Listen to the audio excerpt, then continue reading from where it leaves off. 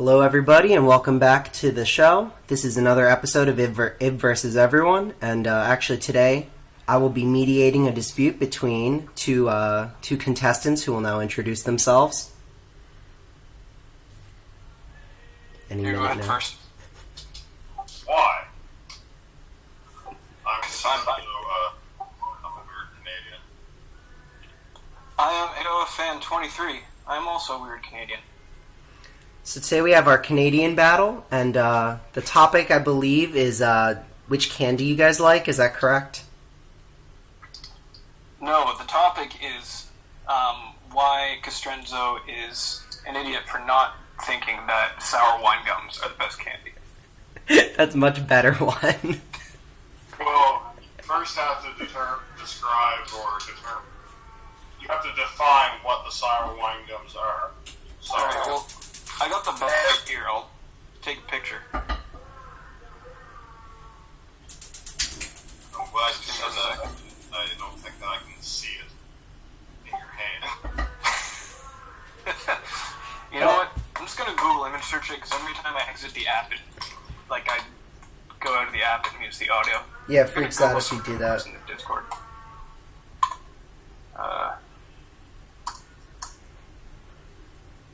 Because, I'm pretty sure you know exactly what I'm talking about, which is why this is such a heinous crime. I mean, obviously they're gummy candies and they're sour. Is that like Sour Patch Kids, or is that different? Well, no, I know what he's talking about, but there's sour gum candies. There's a lot of different types of them, even if they're made by the same one. And I believe that some of them are okay, and some of them are dog shit. But I think that a lot of them are awful compared to what they used to be back in the 90s when this Maynard's company took over. I think that Maynard's is a Canadian company. Are they really? I thought they were a British company. Well, whatever they are, I remember those there. I don't think I've even seen those before here. I know we have Maynard's, but that particular brand I've never seen here before. But Lifesavers, for example, there used to be these sour gummy Lifesavers. Like, Lifesavers, the hard candies that kids always choke on. Yeah. Well, years ago, I want to say in the early 2000s, there was gummy Lifesavers made by the Lifesaver company, and they were the bomb. But then about 3 years later, the same things were on the shelves, and they were made by Maynard's, and they just tasted like everything Maynard's makes. It's just, to me, it tastes like shitty, grape flavored. I don't know. Just you can't get that fucking wine grape taste out of the stuff that they make. I mean, I'm not exactly a wine connoisseur, but I am a wine gum connoisseur. So, I mean, these are pretty top grade, if you ask me. It is, these candies, the normal wine gums, the non-sour ones, I do not like the blackcurrant flavor, but these sour ones, I will eat that shit up like crazy. I will finish an entire bag, leave no flavors untouched. But they're made of the same thing, though. They may be called wine gums, but you take a bag of fuzzy peaches, those are still wine gums. So peach rings also count? Texture's different, man. The wine gums are way tougher than the other stuff. Yeah, why would you want that? They're supposed to be chewy. They're not supposed to stick to your teeth. They are called gums. Chewy, not soft. You get I'll say Swedish Fish, which also heinous crime for not liking, I will add. They're kind of opposite end of the spectrum. They are soft, they're sweet, not sour. They're also a perfect thickness where you can stack multiple to get multiple flavors at once. So you're not getting a mouthful, but you are still getting multiple flavors. So, kudos to them for that. But yeah, also good, but yeah, the texture is completely different. And yeah, fuzzy peaches, sour cherries, not completely different texture to these wine gums. I have to literally look at a picture of a gas station shelf to remind myself of all the different products that they make.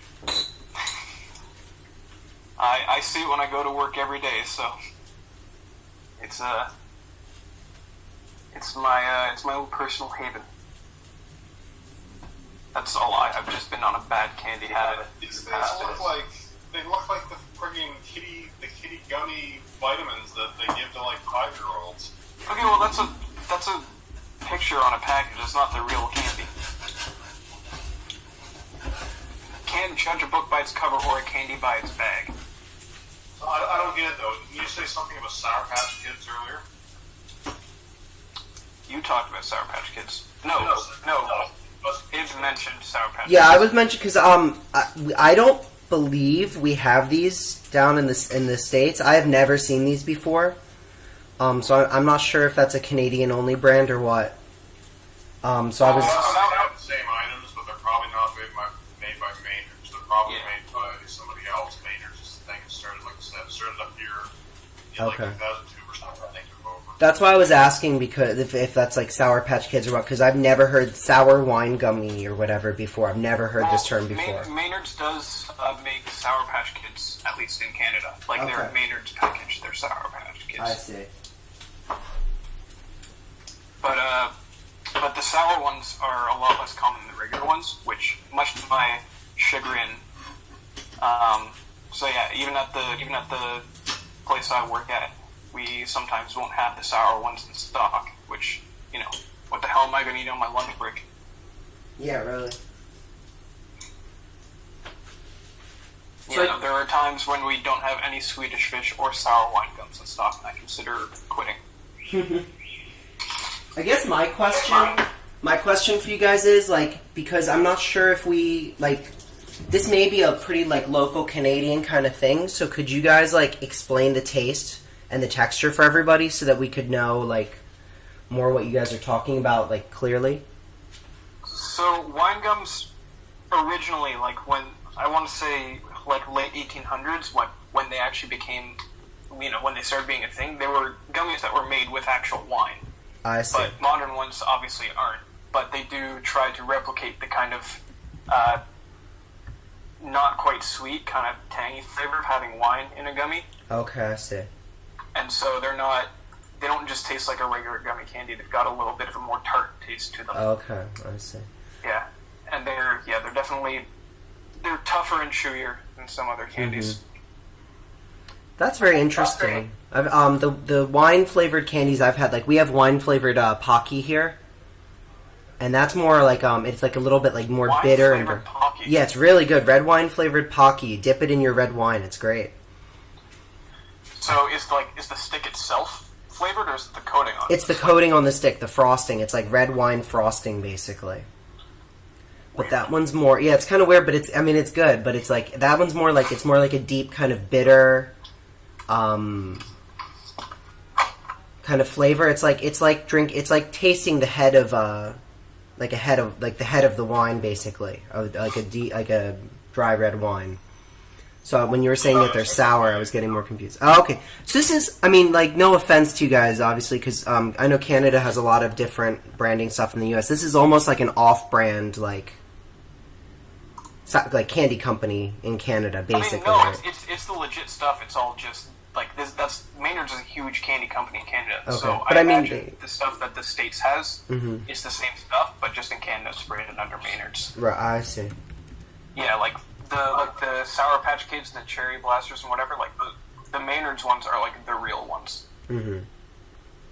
Oh, it's also in the UK. It says. With food companies up here, like we'll have a lot of the same products as down in the States, but they're made by a different company. There was something I was actually thinking of the other day. Kit Kat, I think, is a good example. Kit Kat bars are made by, who are they made by here? Nestle. Nestle. Like Yeah. they're made by somebody else in the States. Probably Mars, right? Shit, hang on. I believe it should be Mars. Mars is the big candy company in the U.S. They own Mars like is pretty everything. big here too, but it's Okay. just there is weirdly shaped certain candy bars are. It's Kit Kat in the United States. So I guess you could apply the same logic. I don't know who it is, but there's an equivalent of Maynard's. Maynard's is a smaller company, really. I see. That honestly, they're probably just owned by some U.S. conglomerate. But It says here they're owned by Cadbury. I don't get that. who's Cadbury owned by? Cadbury might be by themselves. They're like the biggest, one of the bigger ones in the UK, I believe, right? Yeah, Cadbury is big enough to be its own thing. It's I not believe as big they're here, too. but in the UK they're enormous. We have Cadbury eggs on Easter in the U.S. is like a big thing. That's like if you want to like really drop some money, you get like a couple Cadbury eggs for somebody, and they'll go crazy for that. Yeah, and we have Cadbury stuff year round. Like, I think that's the one thing that always kind of surprised me. Is I always thought that we'd have a lot more similar, or a lot more in common with the States in terms of food, but turns out we've got a lot in common with the UK. Like, we got Cadbury stuff all the time. Like, it's super accessible in the grocery stores, like the big 100-gram bars. Oh wow! Multiple Yeah. flavors. We don't see that as much. I think you can get it, but we don't see it as much. It's really during like Easter time. It's more marketed. No, yeah, and we actually have like mini eggs year round here, like Oh, the small geez. packages of them. Like, you can get them at like the impulse section at the grocery store. I see. Yeah. You know, I haven't lived in the U.S. for like 8 years now, so it might be different now. But I don't remember that as a kid. So if I'm wrong, somebody can obviously correct me. But from what I understand, basically, I was told that Canada, you guys sort of like product test a lot of things, maybe for the UK and the US both, because you have such a large population over such a like big region that it's like good for market testing. And then if they want to bring it into like a bigger market, because obviously your population isn't as big, that's like that's a lot of companies do. So that may be why you guys have so many different things. I've never heard of anything like that. I think that's just a wise tale. That might be BS. Either that or it's stuff that happens at the corporate level that we just don't hear about because it's, corporate stuff that they don't say, hey, we're market testing to all of you. It's just kind of here's a new product. So I don't know. It could be true or false, and Yeah. it would be hard to know, really. I'm going to go out on a limb and say that we don't get a lot of stuff from Europe. I actually was going to mention something about that. I'll come back to in a second. But I would say that most of the stuff we have in general, it either comes from the States or it's something that we try to do on our own. The UK is not, we're not intertwined there. With our commercial stuff, we're not intertwined with them anymore. I don't know. You'd be surprised. I mean, there's a lot of, I know cereal is another one where, stuff like Weetabix, a lot of people in the States have never heard of that, whereas that is a staple in our grocery stores. And that's a big British thing.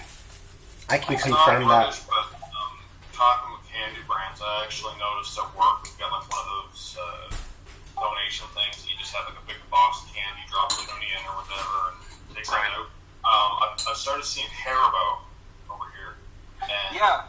I never heard of that. I went to the UK about 8 years ago, and it's actually a German company. But I've started seeing it. When I would order Lego and Bricklink, there was a store that was always sending Haribo over from Germany. He's like, "Oh, I remember these." They hadn't taken any of them. They're basically the same stuff as what Maynard sells, but they were all the rage in London, and I guess they're over here now. Yeah. Well, I know Haribo's big thing, at least in this, on this side of the ocean.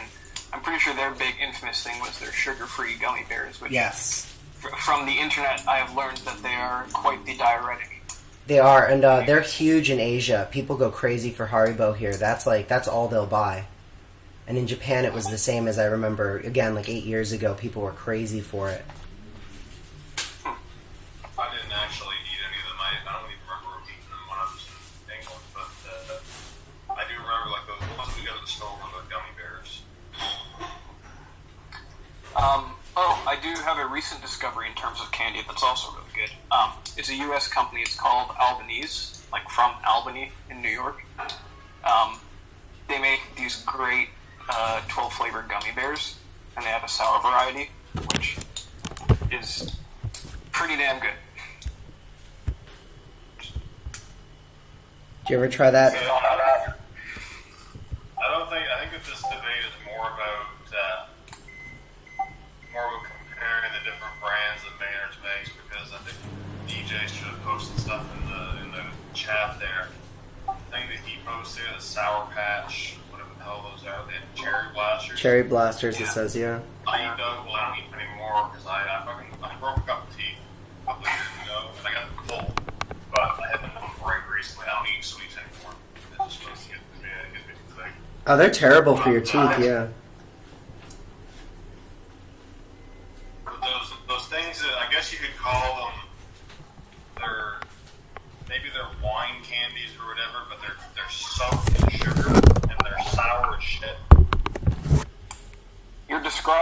reasons why they're great.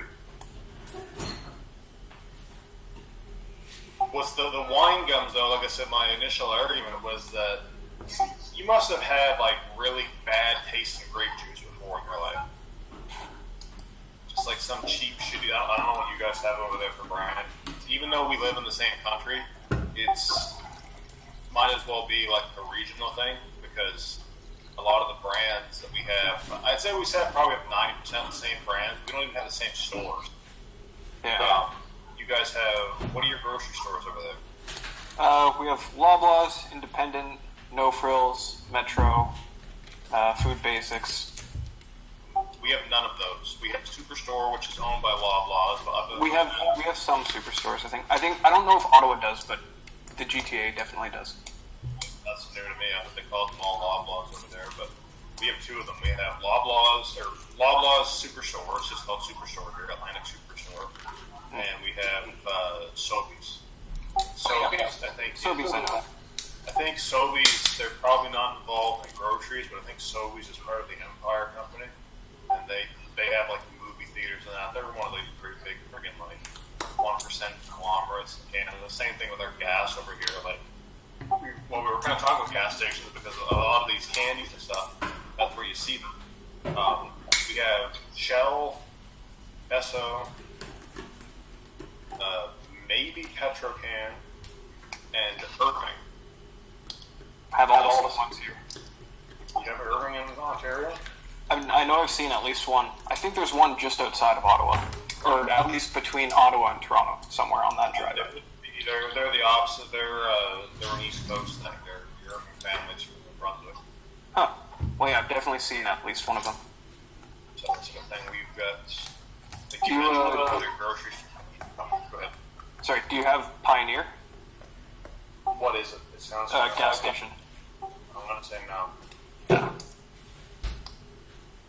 Like I said, it's Esso, Shell, Irving. I think there's a Petrocan or two around here, and there's probably one or two others that I can't think of. Pioneer's definitely not one. Yeah. Well, it's one of the smaller ones. Like same here. Shell, Esso, Petrocan are the big three for sure. See, I think a good way to explain why things are so different is because we have Quebec between us, and that might as well be a different planet. You're not wrong. And it's kind of funny because where I live, we have this weird border zone called New Brunswick that might as well be its own world. It's dirt poor now, and there's a massive argument over there going on about language stuff. So it's a little bit of French, a little bit of English. Well, yeah, because it's oddly enough, even with Quebec existing, like New Brunswick is the only officially bilingual province in the country. I don't really want to get this into politics because I have some outlandish views on it, but I think that only 10% of that province is actually bilingual. I don't live in New Brunswick, but I live right on the border, and I went to school in New Brunswick. I couldn't even get a job in New Brunswick because I can't speak French, and basically it's like the old Irish need not apply thing. So they just assume that majority of people are somewhat fluent in both languages. So if you can't speak both, then we can't use you. I mean, as much as that sounds wrong, functionally speaking, it kind of makes sense. If you're going to be expecting clientele that speaks different languages, your staff is probably a good idea to have them speak both languages. Like in Ottawa, we've got a big French population too, coming from the other side of the river there, or even just living in Ottawa. But I mean, it's not. I guess it's not quite the same because pretty much everyone that speaks French in the Ottawa area can at least speak some English. So really, unless you're in a government job or somewhere really close to the river, they're probably not going to be looking at French as that much of an asset. Well, exactly. I mean, and like I said, I think this calling New Brunswick is not a bilingual province. Like I said, I think the only places that are actually francophone is like the Bathurst area, which would be the northern part of the province. Basically, the parts that border the actual province of Quebec. Everywhere else, the vast majority of people, they may be able to speak both languages, but they only do one. So at the end of the day, I always got pissed off about it because being able to flap your gums in a different tongue is not a skill compared to actual, like, being able to do skilled labor, so. But I don't know, I don't live in that province, so it's not really my problem. Just kind of bums me out. That's where I go for leafy green. Yeah. No, I mean, I can see that. I'm not. I wouldn't. Where you live, because like I said, I've only been to Ottawa once, but you're right in between. Isn't Ottawa between Toronto and Quebec? Yeah, it borders right on Quebec. Like the river north of it. What's that? The city that you border, there's a major French. No. Oh. Yeah, Gatineau. Well, both. But yeah, there's literally a river, but like a walkable river. Like when the river's frozen over, you can take like a 5-10 minute walk across the river and you're in Quebec. I've actually got a vacation coming up soon, and I have no plans on actually going anywhere. I was thinking of just filling the car up with gas and a suitcase and just driving west because there's nothing around here. But Just to be clear, you're in. Discouraged because I realized. So you're in Alberta, is that right? Nope. No, I'm in Kastrenzo. No. That's farther west. Okay. Way west. Oh, so where are you? I'm on the east coast. There's a peninsula that looks like a 7 with a horseshoe above it. Why did I think you were in? Okay, I thought you were on the West Coast for some reason. Well, it's probably called the West Coast hippies, and I won't go into detail, but I don't like a lot of people from Alberta. Actually, 3 of my coworkers are all from Calgary. They're all great people though, so I don't know. It's a political thing. The East Coast is pretty liberal. Yeah. West Coast, or not the West Coast. Alberta is very conservative. I see. They got the oil sands going on there. It's kind of. Yeah, I mean, I know about That's probably a big part of it. I've heard a lot about the problems with Alberta. So a lot of those guys, they're like, well, we can't like live and work in Alberta, so that's why we're here. So. Wow, it was like, holy shit! I just realized there's a massive spider on my wall. Oh God, that's horrible. You gotta get rid of that. Terrified to go after. Yeah, I have this spider infestation in my bathroom. Every day I go in, there's like 7 spiders in there. I'm like, can you guys just get out of here, please? Man, I had that at one of my old places. Like every day, like a spider or two would show up. Like I think they were in the vent somewhere because because like they would always be hanging out like kind of near the vent in the ceiling of the bathroom, like the fan. That's probably how they got in. So I think that's And Mine? But they're all the exact same kind of spider too. So it's like someone laid 1,000,000 eggs and they just kind of gradually trickled out. Yeah, mine is open to the air, so. I'm sorry. I remember that kid named, what was his username? Tasty Skippy? Yeah, I remember him. I mean, he's online right now. Oh, for fuck's sake, I thought he could hear. Jesus. Anyway, the way that guy, he's from Australia. Yeah. And from the sounds of it, he doesn't live in like Sydney or one of the cities. He lives like out in the Dust Bowl. Yeah. And I just started thinking of him there because I guess the jokes are not going to have any effect now because he's here. I was going to say he's up here for so long, and I started thinking like maybe he got killed by like one of the 10,000 deadly beasts of Australian wildlife. Yeah, like, really. Everything over there will kill you. Another funny story about him though, when he was kind of new here. We were all kind of wondering why he would show these pictures of Lego and why the things like they literally look like it was sandblasted. Oh yeah, they were just dirty. Everything was just dirty. Yeah, we were like, "What are you doing?" Like, some of us started to think maybe he's just playing with us because he is a kid. He's probably like, I don't know, he's like 12 years old. 12 year, yeah. And I did that with my Lego too, but I was careful with it, not the one ruining it. And his stuff is ruined. Like it's all sandblasted. I'm like, what the hell's going on? How'd that happen? He says, the Lego room doesn't have a wall. Yeah. We're like, dude, what? He was like, I live in a tin shack. And the way he describes it, it's like he lives in a fucking Mad Max world where, like, all of his toys are, like, covered up with blankets because every once in a while there'll be, like, a fucking sand duster that'll come by and just coat the house in dirt and sand. Jesus, man. Yeah, he basically lives in the apocalypse. He's actually a time traveler. Yeah. You know, and somebody that lives in a, I don't want to come across as arrogant, but it sounds like kind of a shithole in the middle of nowhere like that. They they've still probably got better internet, better phone service than that out there than we do in Canada. I was wondering where you were going on this, I'll be honest. Well, we live in different parts of the country, but I'm assuming that you probably agree that we pay way too much for telecoms and that. I mean, I've never known anything different, so I can't really say. It always comes up, like, when people start arguing with, like, the people that actually run the companies like Bell and Telesnet, is the guys will always respond with basically a BS argument that, oh, it's because the country infrastructure, like, it's a big country and there's blah, blah, blah, blah. And you have these countries like Australia and Russia that are, like, even more desolate and sparsely populated than we are, that have, like, I can't say Russia does, but you know what I mean? They've got the same level of infrastructure for phones and internets and that, and they're not paying, like, $200 a month or whatever it may be.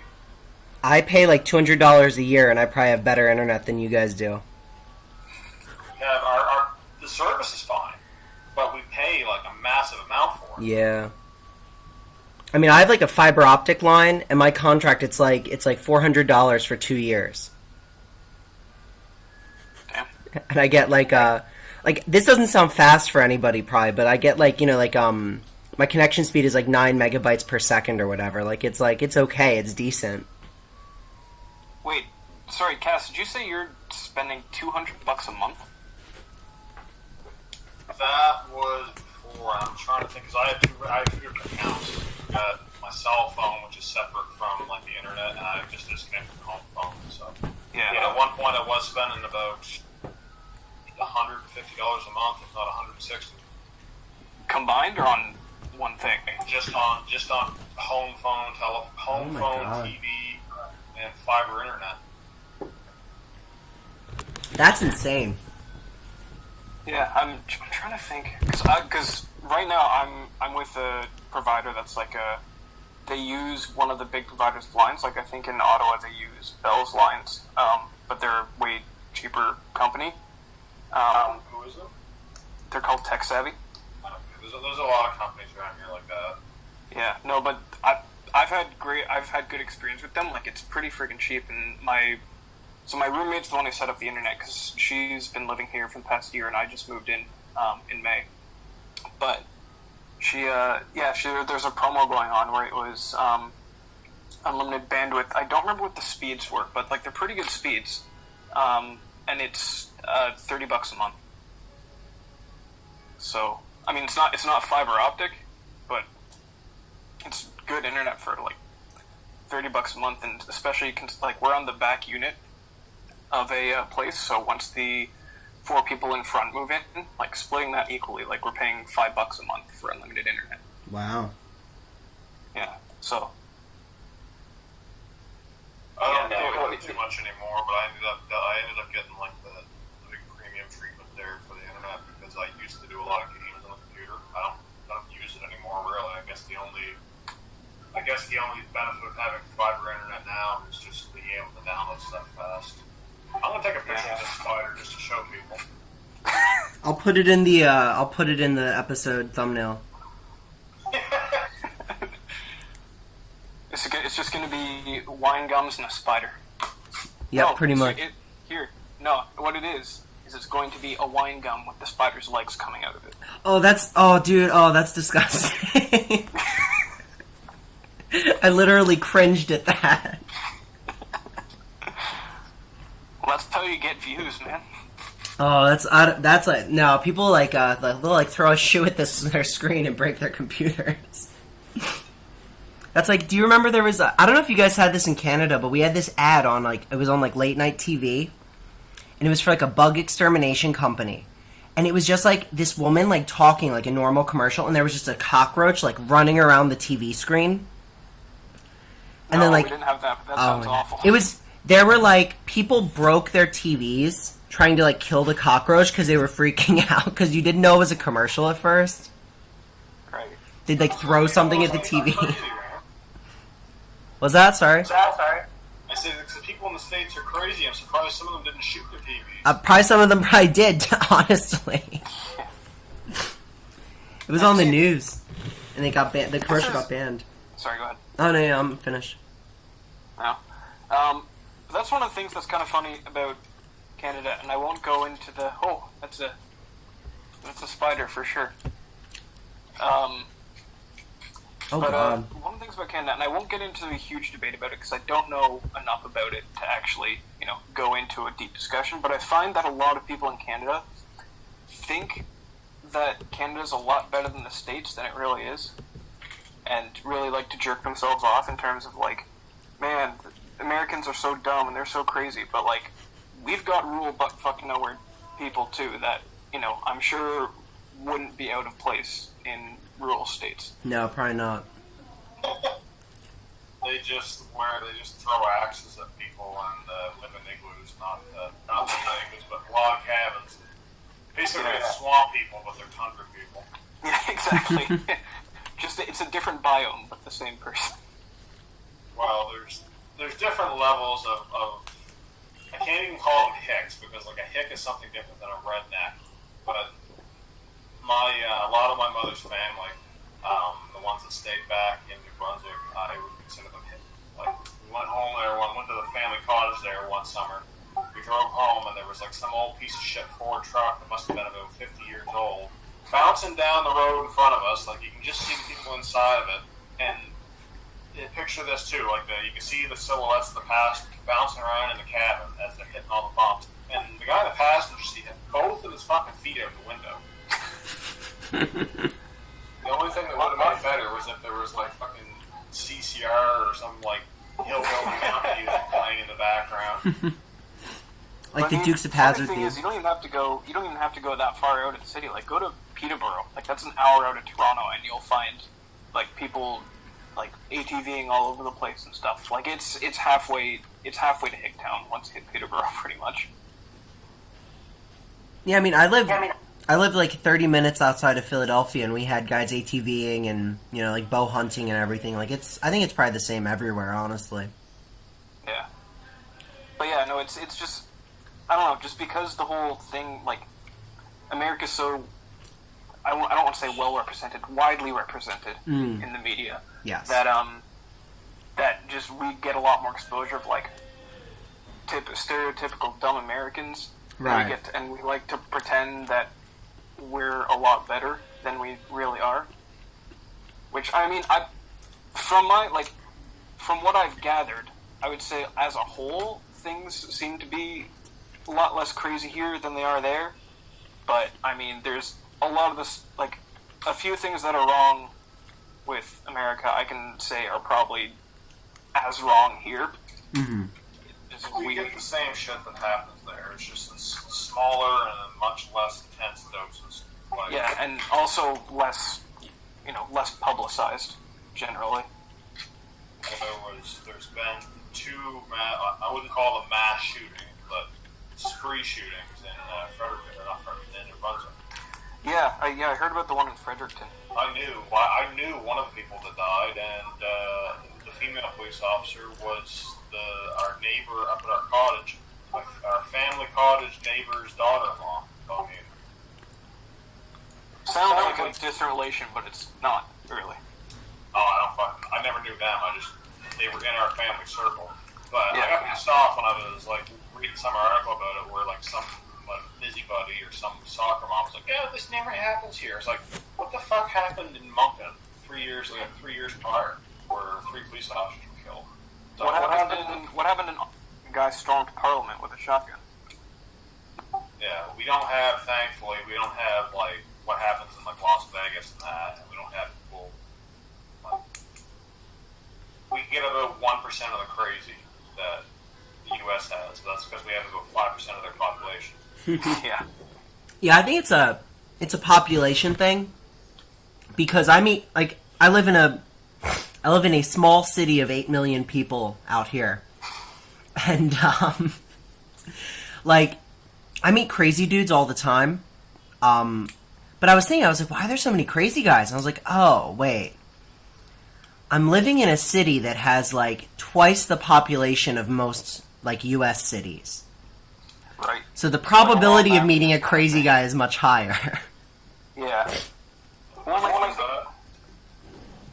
Sorry? Where do you live again? What city? You wouldn't have heard of it. It's called Suzhou. It's right near like Nanjing, basically. I know of a couple of them. Where's that, in New York? Yeah, similar. Oh, okay. I thought it would have been Shenzhen, because I learned about that one recently. I guess Yeah. that one's the one that's been Yeah, that's right. Yeah. I'm nowhere near Shenzhen. That's way down south. That's real far away. That's where Hong Kong is, right? It's connected to Hong Kong. Yeah, that's right, yeah. I'm basically between Beijing and Shanghai. I don't know where my uncle went. See, I've got two cousins. They're my only first cousins. They're both adopted from China. I think they were from Beijing, but I was working with my uncle there a couple of weeks ago at an event, and we were just sitting there talking while we were waiting for like customers to come in. And I talked a little bit about this like in text a couple of weeks ago. I think I was talking to you, just recounting some of the stories and trying to fact check a couple of them, because I mean he said a couple things that I think were a little bit of an embellishment. Yeah. But they told one story about, but this would have been in the early 2000s, so I would have believed some of this. They went to a Walmart. I guess it was probably one of the only Walmarts in China back then. Yeah. And it was like a 3-4 story building. That's I guess, right. They're all like that. In Asia. Anyway, they said that they walked up and he went to grab a shopping cart that had a kid seat in it, and there was like an actual like 3-4 inch pile of shit in the kid's seat. That would not surprise me even today, honestly. Although, to be honest, like when I first moved here, there was kids would just like pop a squat like anywhere and just take a shit wherever. I haven't noticed it as much recently. But I don't walk around as much as I used to, so. Well, it's funny you mention that, because even, I know my mom has a story about, this is, near Toronto, where she lives, but she was just walking around, there's a retirement home kind of near where she lives. But yeah, she was just walking her dog at one point, was walking by, and there's this Chinese couple there, like, and the one guy was sitting on a bench, I believe, and the woman was just kind of, sitting down, kind of on the grass, and she smiles at them as she's walking by. She's walking by, she realizes the woman was taking a shit. Mm-hmm. Just like on public property. Oh boy. How old were they? From the way she described them, like I think they were older for sure. Like, Old people here are so yeah. Sure. The elderly here they're like stuck in the past in a lot of ways. Like they lived in a different time in a different place. They survived like the great, what's it called, the Cultural Revolution, the Great Step Forward, all that stuff. So it's kind of a different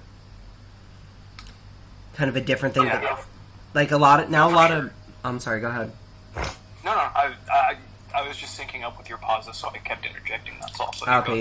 Yeah. I was just saying like a lot of my friends who are like my age, like 25 to 30, who are having families now, a lot of them are having trouble even with their parents who are in their like 40s and 50s, being like, yo, like I don't want you to teach my kid that it's okay to pee on the street.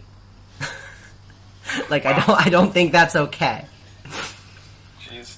Actually, I DM that video because I think people might have gotten mad if that one posted in general. Also, I see Keldo responding to Spider.